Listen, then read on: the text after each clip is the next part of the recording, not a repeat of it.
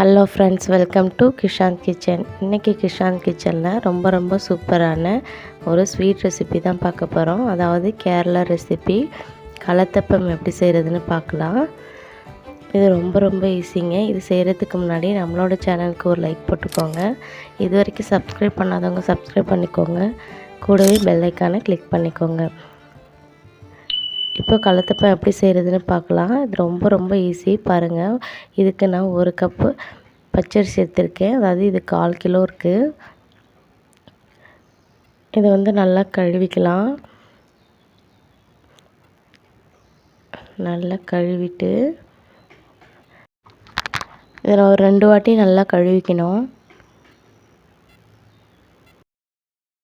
திரும்ப நல்லா முழுகிற அளவுக்கு தண்ணி ஊற்றி ஒரு 3 மணி நேரம் ஊறணும். 3 மணி நேரம் ஊறினதுக்கப்புறம் இப்போ நம்ம ஒரு பாத்திரத்தில் கொஞ்சமாக தண்ணி சேர்த்து கொதிக்க வச்சுட்டு 250 கிராம் அரிசினா 300 கிராம் வெல்லம் எடுத்துக்கணும். வெல்லம் இல்லைன்னா நாட்டு சர்க்கரை சேர்த்துக்கலாம். சேர்த்துட்டு நல்லா தூசி மண் இல்லாமல் நல்லா கொதிக்க வச்சு வடிகட்டிக்கணும். இதுக்கு பாகுபதெல்லாம் எதுவும் தேவையில்லை. மண் தூசி இல்லாமல் ஃபில்டர் பண்ணுறதுக்காக மட்டுமே நம்ம கொதிக்க வைக்கிறோம். மண் தூசி இல்லைன்னா நீங்கள் டைரெக்டாக கூட போட்டுக்கலாம். இப்போ பாருங்கள், நம்ம ஊற வச்ச அரிசியை ஒரு ஜாரில் சேர்த்துருக்கோம். இது நல்லா ஊறியிருக்கு. ஒரு 3 மணி நேரம் கழித்து தான் எடுத்திருக்கோம். இது கூடவே 2 ஏலக்காய் சேர்த்துக்கிறோம் வாசனைக்காக. 2 டேபிள் ஸ்பூன் வடித்த சாதம் சேர்த்துருக்கோம். சாதம் சேர்த்துட்டு கொஞ்சமாக தண்ணி சேர்த்து மூடி அரைச்சி எடுத்துகிட்டு வந்துடலாம். நல்லா ஃபைன் பேஸ்ட்டாக அரைக்கணும். பாருங்கள், இந்த அளவுக்கு இருக்கணும். இப்போ இது ஒரு பவுலில் மாற்றிக்கலாம்.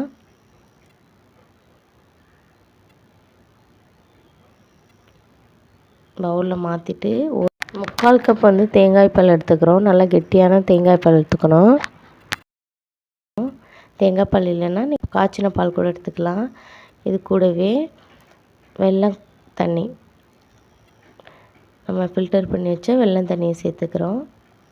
சேர்த்துட்டு 1/2 டேபிள் ஸ்பூன் சோடா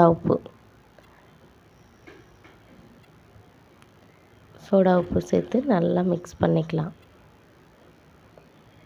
நம்ம எந்த அளவுக்கு மிக்ஸ் பண்ணுறோமோ அந்தளவுக்கு நல்லா சாஃப்டாக வரும். சோடா உப்பு நல்லா கரையிற அளவுக்கு மிக்ஸ் பண்ணிக்கணும். இப்போ ஒரு குக்கரில் கொஞ்சமாக நெய் சேர்த்து நான் ஒரு மூடி தேங்காவை கட் பண்ணி எடுத்திருக்கேன். இது மாதிரி பல்லாக கட் பண்ணால் ரொம்ப டேஸ்ட்டாக இருக்கும் சாப்பிடும்போது. இது வந்து நல்லா ப்ரௌன் கலர் வர அளவுக்கு நல்லா வறுக்கணும். அப்போ தான் அந்த வாசனையே சூப்பராக இருக்கும், டேஸ்ட்டும் சூப்பராக இருக்கும் சாப்பிடும்போது. பாருங்கள், இன்னும் கலர் மாறணும்.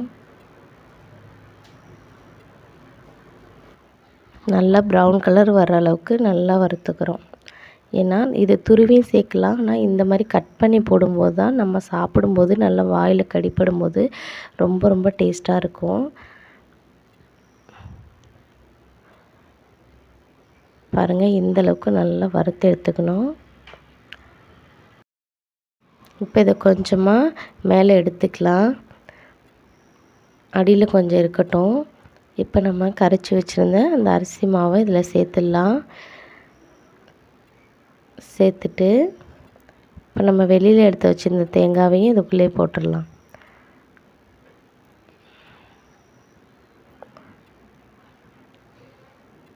பாருங்கள், இப்போ மூடியில் பெல்ட்டு போடக்கூடாது, அப்புறம் விசில் போடக்கூடாது. இப்போ க்ளோஸ் பண்ணிடலாம். க்ளோஸ் பண்ணிவிட்டு ஒரு 50 மினிட்ஸ், அது கரெக்டாக ஒரு 15 நிமிஷம் போதும். பாருங்கள் எவ்வளோ அழகாக வந்திருக்குன்னு. தொட்டு பார்த்தா சூப்பராக இருக்கும், கையில் ஒட்டவே ஒட்டாது. 15 நிமிஷம் போதும், அதுக்கு மேலே வைக்கக்கூடாது. இது நல்லா 1 ஹவர் ஆறட்டும். நல்லா ஆறுனதுக்கு அப்புறம் தான் வெளியில் எடுக்கணும். பாருங்கள் எவ்வளோ அழகாக வந்திருக்குன்னு. இது ரொம்ப ஈஸி. பச்சரிசி இருந்தால் போதும், உடனே டக்குன்னு செஞ்சிடலாம். தேங்காய் சேர்க்காமையும் செய்யலாம், தேங்காய் இல்லைனாலும் நல்லா தான் இருக்கும். ஆனால் இது கொஞ்சம் சாப்பிடும்போது ஒன்று அங்கங்கே வாயில் கடிப்படும்போது ரொம்ப டேஸ்ட்டாக இருக்கும். இது பாருங்கள், கட் பண்ணி காமிக்கிறேன். எவ்வளோ அழகாக இருக்குது பாருங்கள். நீங்களும் வீட்டில் ட்ரை பண்ணி பாருங்கள். ட்ரை பண்ணி பார்த்துட்டு டேஸ்ட் எப்படி இருக்குன்னு கமெண்டில் சொல்லுங்கள். வேறு ஒரு வீடியோவில் சந்திக்கிறேன். Signing off Kishanth kitchen. Thanks for வாட்சிங்.